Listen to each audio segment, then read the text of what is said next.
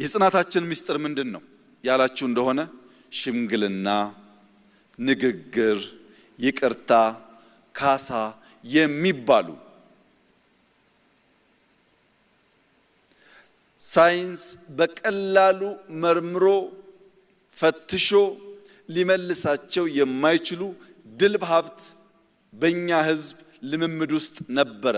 ይጋጫል፣ ግን ይነጋገርና በይቅርታ በካሳ ይፈታል። ይህ ንግግርና የይቅርታ ባህላችን ኢትዮጵያን አጽንቷል።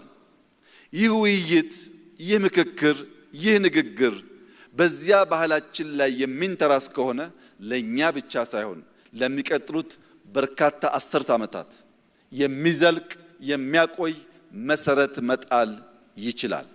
ከባህላችን፣ ከማንነታችን፣ ከታሪካችን ሳንነቀል